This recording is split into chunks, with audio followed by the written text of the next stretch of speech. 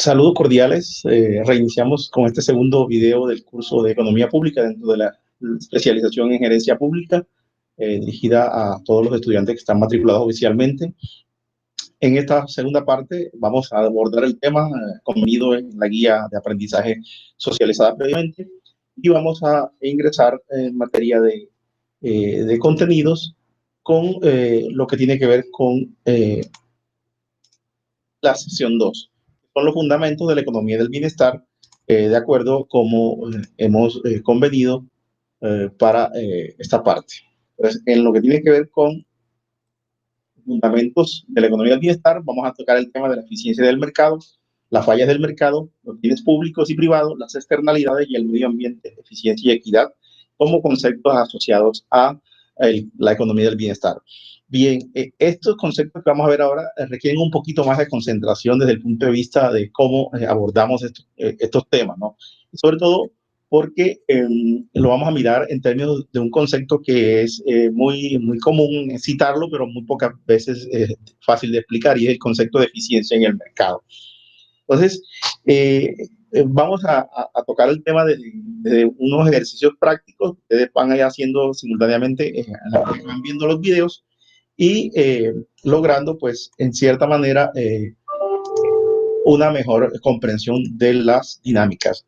Entonces, para el caso, y además en el correo inicial que se les envió desde la coordinación, pues estaba planteado un ejercicio, ese era un ejercicio presencial que se iba a hacer en grupo durante las clases presenciales físicamente en la corporación, en la sede de posgrado, pero que ya sabemos que dadas las situaciones, estamos hoy en cuarentena por el coronavirus, y que eso implica pues trastocar un poco la modalidad de aprendizaje.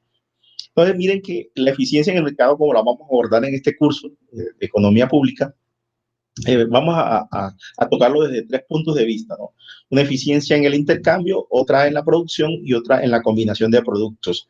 El punto de partida de todo esto de la eficiencia es a partir de un concepto que el economista italiano plantea en el siglo XX, que es el óptimo paretiano, ¿no? En el sentido del óptimo paretiano, vamos a plantearlo la eficiencia como con esta definición que es universal. No es posible mejorar el bienestar de una persona sin empeorar el de alguna otra. ¿Sí? Eso es lo fundamental como teorema, ¿no? No es posible mejorar el bienestar de una persona sin empeorar el de alguna otra. Ahí estamos hablando de eficiencia. Entonces, la eficiencia en el intercambio tiene que ver con que los bienes y servicios deben ir al destino o al disfrute o a la satisfacción de las personas que más lo valoren, ¿sí? Desde el punto de vista de su utilidad. El segundo concepto de la eficiencia en la producción nos plantea que no debe ser posible producir una cantidad mayor de un bien sin reducirla de otro. Ahí está bien lo de la eficiencia desde el punto de vista, ya lo vamos a ver con un ejemplo, es decir, en términos del óptimo paretiano. Y los bienes producidos van a ser combinados de tal manera que sean los que los individuos necesiten y deseen. ¿Sí?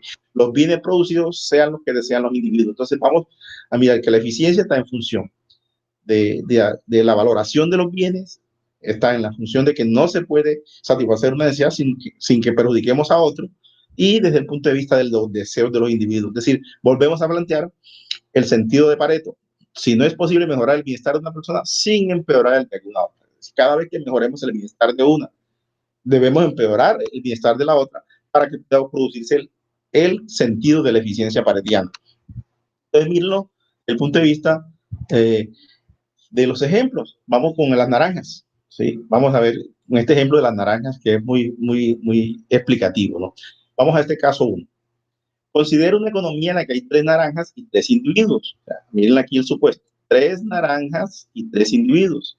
Yo, Lima, José Alfredo y Hugo. Son los 3 individuos de este escenario económico. Suponga ahora que a Yo, Lima y a José Alfredo les gustan las naranjas y a Hugo no le gustan. Oígase bien, los supuestos. Yolima y José Alfredo le gustan las naranjas y a Hugo no le gustan. Considera las siguientes distribuciones. Distribución X. Cada uno recibe una naranja. Aquí no hay eficiencia, ¿cierto? Aquí no hay eficiencia porque cada uno tiene una naranja y no se puede, recuerden el principio paretiano, no se puede mejorar el bienestar de una persona sin que empeore el de otra. Aquí cada uno tiene una naranja, por lo tanto no hay situación de distribución eficiente.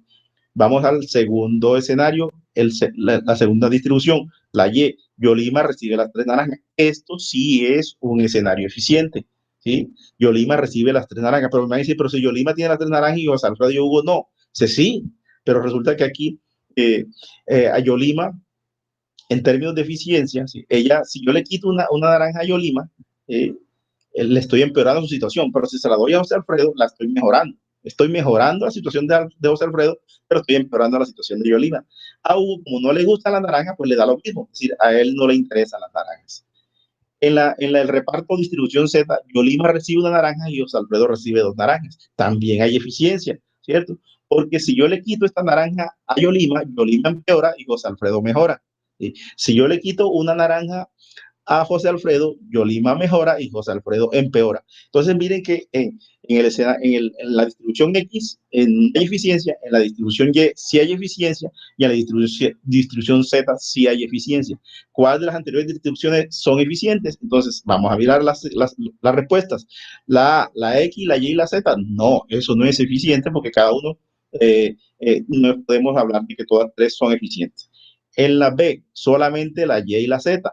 Solamente Yolima cuando recibe las 3 naranjas y cuando Yolima y José Alfredo reciben las naranjas. Solamente la X y la Z, no. En este caso, la respuesta correcta es la opción B. Solamente la Y y la Z. Es decir, hay eficiencia. Se mejora una situación empeorando la situación de otra persona. Entonces, aquí es la respuesta en términos de la Y y la Z. Veamos el segundo caso. En el caso 2, de eficiencia en economía, el gobierno de Colombia decide repartir alimentos entre su población hambrienta por la pandemia del coronavirus. Indique cuál de las siguientes afirmaciones es la correcta. Mírense bien, la correcta. Vamos con la afirmación A. Solo es eficiente la asignación que dé lugar a una distribución equitativa de los alimentos entre los individuos. Ojo, no es correcta esta afirmación porque dice solo es eficiente. No, hay muchas distribuciones. La distribución más eficiente es que a todos se les entregue alimentos. ¿Sí? Entonces, ahí sí sería una asignación eficiente. Pero aquí no es porque está diciendo solo es eficiente. ¿Sí? Solo es eficiente. Recuerden, como en el ejemplo anterior, ¿cierto? El hecho de que Yolima reciba las 3 naranjas, aquí hay eficiencia, pero no hay justicia. Es decir, no necesariamente, ojo con esto, la eficiencia asociada con la justicia, con la distribución correcta. No, la eficiencia no tiene nada que ver con la justicia. Entonces, así pasa acá. Es decir, ¿solo es eficiente? No. Hay muchas maneras de distribuir eficientemente los alimentos entre los individuos. De manera equitativa, sí, puede ser eficiente de manera equitativa. Vamos con la afirmación B. Por estar hambrienta la población no se puede alcanzar una asignación eficiente en esta economía. Aquí esta afirmación es incorrecta porque no hay una racionalidad en su redacción. Por estar hambrienta no tiene nada que ver lo de estar hambrienta con la eficiencia o no eficiencia. Vamos con la C. Nunca será eficiente una asignación en la que todos los alimentos se les quede al presidente y sus allegados. Ojo, nunca será. Ojo, ojo. Aquí esta afirmación, si le quitamos la palabra nunca será, sí es eficiente. Es decir, si el presidente se queda con todos los alimentos, es una distribución eficiente, ¿sí? Porque entonces, para empeorar la situación del presidente, tendremos que quitarle los alimentos o una parte de los alimentos y entregárselo a los presidentes. Entonces, mejoramos la situación de unas personas que no tienen alimentos y mejoramos la situación del presidente y sus allegados. Pero la afirmación no es correcta porque dice nunca, nunca, y eso no es correcto. ¿Sí? Sí, sí es eficiente cuando se le queda todos los alimentos del presidente y su allegado, pero la frase está viciada porque dice nunca. Y veamos entonces la D. Entonces está, si la A no es correcta, la B no es correcta, la C no es correcta, la respuesta correcta es la D. La distribución de todos los alimentos entre los niños es una asignación eficiente. Claro que sí, porque yo le doy todos los alimentos a todos los niños. Si quiero empeorar a los niños, le quito a los niños y le doy a otro tipo de población. Entonces, es decir, mejoro la población distinta a los niños y empeoro la de los niños. Por lo tanto, la respuesta correcta es la D, porque se cumple el criterio de eficiencia en el sentido paretiano. Yo mejoro la situación de alguien, pero empeoro la situación de otro grupo poblacional en este caso. Entonces, mejoro la situación entregándole todos los alimentos a los niños y empeoro la de los adultos, la de los otros tipos de población de acuerdo con sus edades. Entonces, miren que en estos dos casos, estos dos ejemplos, caso 1 y caso 2, estamos explicando el término eficiencia en economía.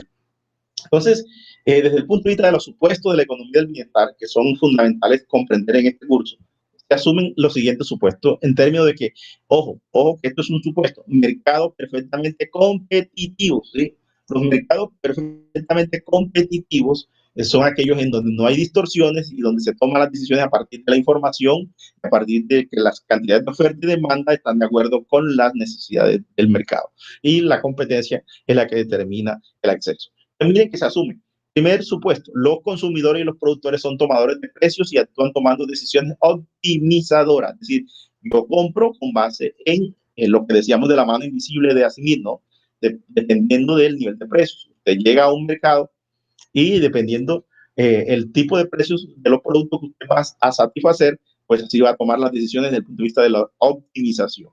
Los bienes son homogéneos. En este caso, el supuesto indica de que los bienes no tienen sustitutos. Todos los bienes son homogéneos. Cada bien tiene un precio de equilibrio que se fija por la relación entre la oferta y la demanda. Aquí está el principio de regulación de los precios por vía de la mano invisible y las cantidades de oferta y demanda. Es decir, el equilibrio entre el puja y el repuja, entre la cantidad de ofertada y la cantidad demandada. Los mercados se vacían. Claro, una vez que la oferta y la demanda ha satisfecho, tanto por el lado de los productores como por el lado de los consumidores, pues ya el mercado vuelve a cero. No hay costos de transacción, correcto. Aquí no hay impuestos, no hay interferencias, no hay publicidad, no hay lobby, no hay gestión, simplemente que no hay costos de transacción. Todo se hace a partir de que un comprador llega al mercado y un oferente llega también al mercado y los dos se encuentran y determinan la decisión de comprar y vender. Los consumidores y los productores conocen perfectamente los precios del mercado, lógico. El supuesto implica que hay asimetría y hay simetrías en la información. Entonces, aquí estamos hablando de que tanto los consumidores como los productores conocen de antemano la información relacionada con sus productos y con sus decisiones. Entonces, miren que los supuestos de la economía del bienestar son en mercados perfectamente competitivos. Entonces, de tal manera que los teoremas fundamentales son dos. Si todos los mercados son perfectamente competitivos, la asignación de los recursos será Pareto eficiente. Es decir, que yo mejoro la situación de uno, pero perjudico a otro. El teorema 2, toda asignación de los recursos eficientes en el sentido de Pareto, o sea, mejorar y empeorar, puede alcanzarse por medio de un mecanismo de mercado competitivo con la debida redistribución inicial por vía de los impuestos globales y los subsidios entre los agentes económicos. Es decir, que en el teorema 2 se vale de que yo en cierta manera las curvas sociales de indiferencia me permitan a mí, por vía de subsidios y de impuestos globales, que yo parta de una distribución cero, ¿no? Como lo llamamos aquí, una redistribución inicial. Es decir, que yo tengo mis recursos en el bolsillo para comprar lo que necesite bajo un supuesto de que hay un mercado competitivo donde yo voy a llegar con mi información a demandar y el productor va a llegar con su información a vender.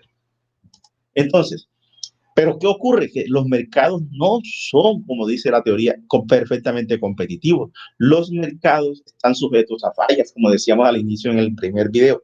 Las fallas tienen que ver con este tipo de escenario. 6 fallas, que vamos, recuerden estas 6 fallas, más adelante tómenle un capture a esta diapositiva con su celular, tómenla en capture para efectos de que cuando vayamos al taller que le vamos a explicar, ustedes pueden asociarla con estas 6 fallas. Fallos de la competencia. Hay competencia imperfecta en el mercado, por lo tanto, da lugar a que surjan los monopolios de los servicios públicos. Es decir, cuando los empresarios privados no se ponen de acuerdo sobre cómo producir, da lugar a que ocurran los monopolios de los servicios públicos. Es decir, un monopolio de un servicio público aparece cuando hay competencia imperfecta.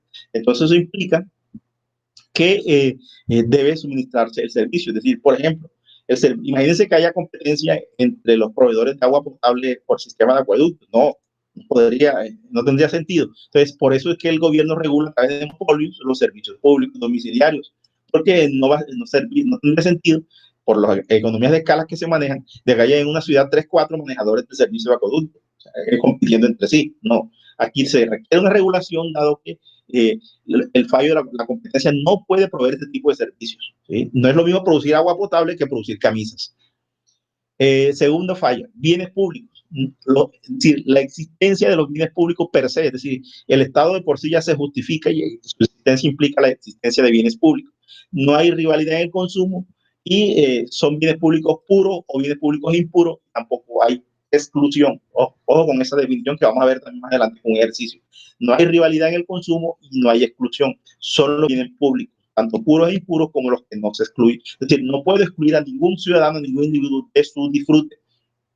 Por ejemplo, un parque público, en cierta manera, es un bien público, ¿sí? Porque no hay rivalidad en el consumo, aparentemente, y tampoco hay exclusión. Una administración de justicia no se le puede excluir a una persona de que no se le administre justicia, y tampoco hay rivalidad en el consumo. La tercera falla en el mercado son las externalidades. Las externalidades son los impactos que producen los agentes en un mercado o en una sociedad a partir de sus acciones o sus eh, omisiones, ¿no? En este caso, las externalidades pueden ser negativas y positivas. Las empresas, cuando no tratan sus residuos sólidos, ni sus residuos líquidos, ni sus desechos de producción industrial o agroindustrial, y lo vierten a los ríos o a las zonas ambientales próximas, están generando externalidades negativas. La contaminación ambiental es una externalidad negativa. Cuando los gobiernos hacen campañas de vacunación contra la varicela, contra la viruela, contra la polio, contra la gripe, en una sociedad por medio de las vacunaciones es una externalidad positiva. Entonces, esa es otra de las fallas del mercado, las externalidades que no son corregidas por vía de los agentes productores. La cuarta falla son los mercados incompletos, es decir, donde los bienes y servicios no son suficientes. Verbigracia, el ejemplo que dábamos a rato de la cobertura de servicios públicos domiciliarios, ¿no? Entonces, son mercados incompletos y que tienen que suplirse por vía de subsidios. En este caso, subsidios a la demanda o subsidios a la oferta, en la medida que tipo de bien esté suministrados en el mercado. La quinta falla son la información imperfecta. Es decir, no todos los individuos tienen acceso a la información de los productos en los mercados. Entonces, por ejemplo, los mercados de los seguros. Es decir, no todo el mundo sabe que cubre una póliza de seguros al momento de cogerla, al momento de firmarla. El sector financiero también tiene demasiada información imperfecta que muchas veces los clientes no sabemos cuando nos sometemos a una cuenta de ahorro, a una cuenta corriente, a un crédito con una entidad bancaria, qué cláusulas penales, qué cláusulas son desde el punto de vista del contrato y de la letra menuda en sí. Por lo tanto, son asimetrías que hay en la información en los mercados. Es decir, en la medida en que un agente económico tenga más información que otro, va a tener más ventaja sobre el otro agente. Y la otra falla es el desempleo.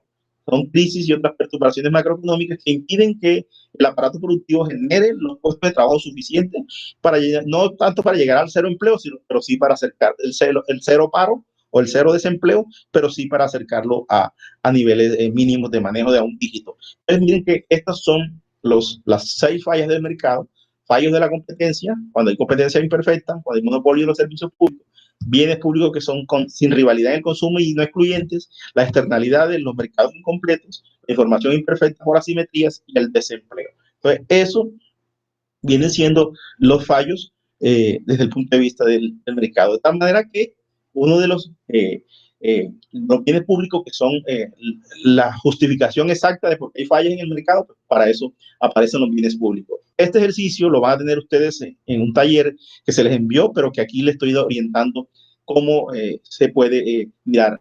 Los bienes públicos son excluibles y no excluibles, y tienen rivalidad y no rivalidad. Vamos a mirar qué tipo de bienes pueden ocurrir en este caso.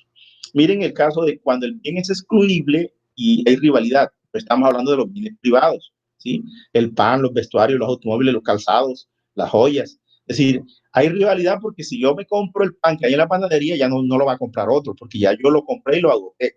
Entonces, hay exclusión y hay rivalidad. También hay bienes excluibles, pero no rivales. Es decir, no hay rivalidad. Estamos hablando del caso de los bienes club. Los bienes club, en este caso, son los clubes sociales, los cines, los puentes, las carreteras, son bienes club. Porque yo puedo excluirme si no paso por la carretera, si no paso por el puente, si no estoy en la zona donde trafica. Normalmente no hay en el puente de la carretera, pero tampoco hay rivalidad. Y ahora veamos los bienes no excluibles y rivales. Estamos hablando de los bienes comunes: los ríos, las lagunas, los bosques, las montañas, todo lo que es naturaleza, ¿sí? Esos son bienes de los que hay rivalidad, pero no exclusión, ¿sí? Ojo, hay rivalidad, pero no hay exclusión, ¿sí? Entonces implica de que el disfrute de un bosque, si el bosque se llena demasiado, pues implica que hay rivalidad y yo no voy a disfrutarlo de la misma forma, ¿cierto? Y hay bienes no excluibles y no rivales. Ahí en ese bienes no excluibles y no rivales, estamos hablando de los bienes públicos puros, en este caso la defensa nacional, la justicia, la administración del Estado, los bienes públicos esenciales. Entonces, miren que ahí nadie puede excluirse de la defensa nacional y de la administración del Estado, y tampoco hay rivalidad en el uso de esos bienes públicos puros. Entonces, estas son las 4 definiciones que ustedes van a cotejar con los ejemplos que más tarde les daré. Bienes privados, bienes comunes, bienes clubes y bienes públicos puros en términos de la definición. Aquí les estoy mostrando un ejemplo de un bien público que ustedes pueden catalogar en cualquiera de estos 4. Un faro. ¿Un faro qué será? Un bien privado, un bien común, un bien club o un bien público puro. Se los dejo ahí para que lo definan. Entonces, los bienes públicos tienen estas características.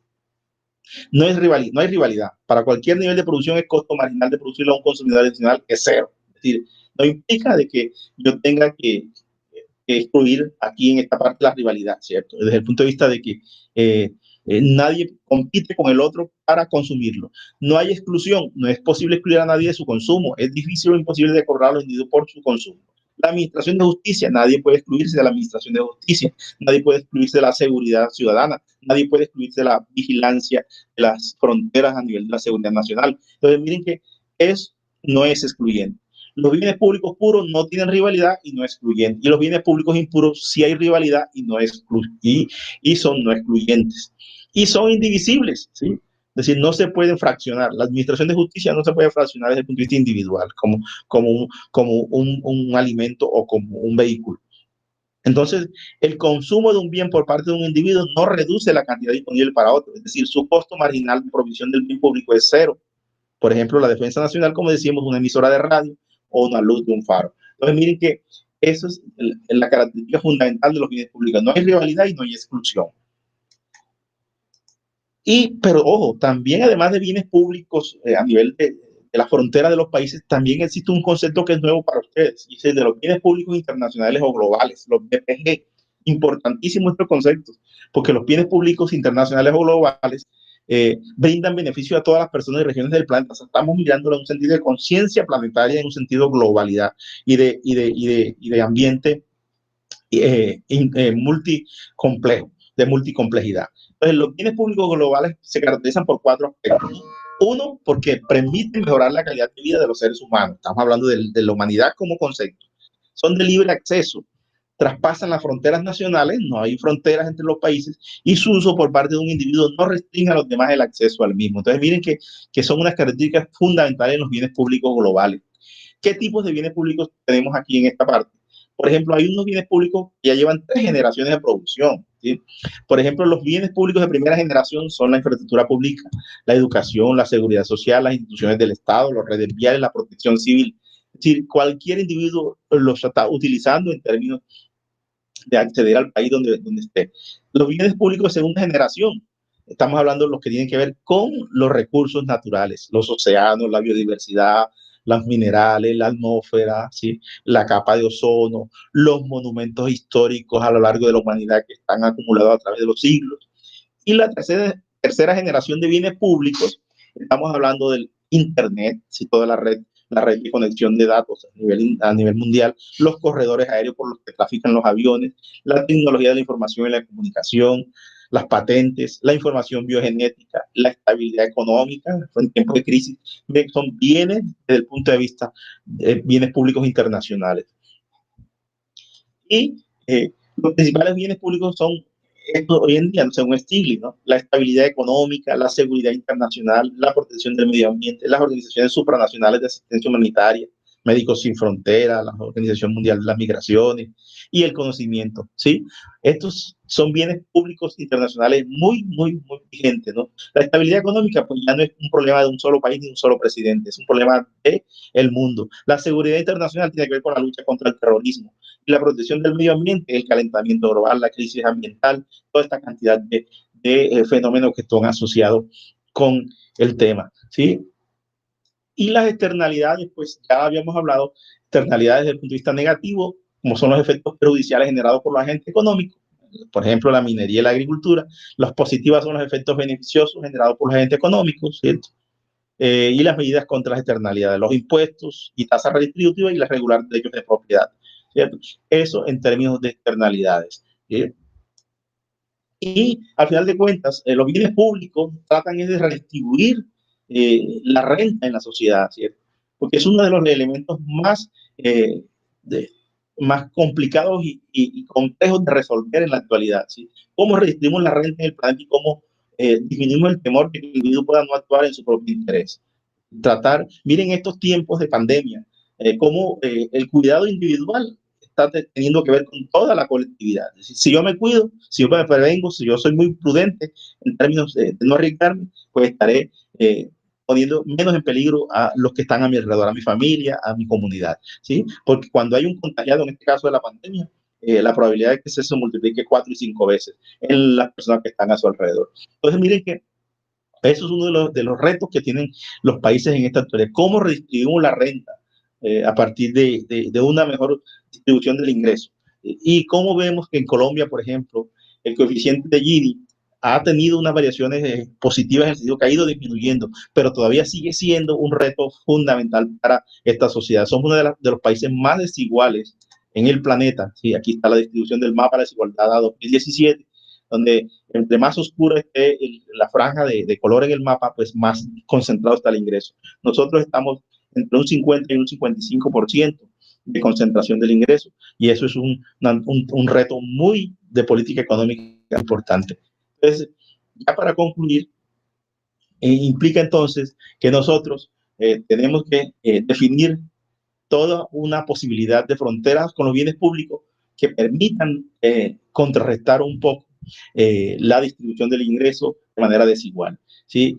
Pues, por último, quiero compartir este concepto de la curva del Gran Gatsby en términos de la combinación de la desigualdad del ingreso con la movilidad económica y social. ¿Qué quiere decir esta gráfica? Que en la medida en que los padres de los hijos tienen mejores condiciones de vida, así serán garantizadas la vida de los hijos. Miren este caso, que por un lado en la gráfica, los países que están acá abajo son los países que mejor relación tiene el vínculo entre los ingresos de los hijos que ganaron sus padres. Es decir, si mis padres y mis abuelos fueron pobres, pues mi escenario futuro va a ser más desigual. En cambio, miren cómo el coeficiente de Gini, la concentración del ingreso es menor en estos países que están al lado derecho de la gráfica: Suecia, Dinamarca, Noruega, China, Finlandia, mientras que los países que están en el extremo, Perú, Chile, Brasil, tienen mayores niveles de concentración del ingreso. Es decir, que estos 4 países, Argentina, Perú, Brasil, Chile, comparados con Suecia, Finlandia, Noruega y Dinamarca, que están en el otro extremo, indican ese vínculo. Es decir, entre más comodidad y bienestar tengan los padres, más comodidad y bienestar le van a transmitir a sus hijos y a las próximas generaciones, porque es un nivel de concentración del ingreso y distribución de la renta es mucho mejor.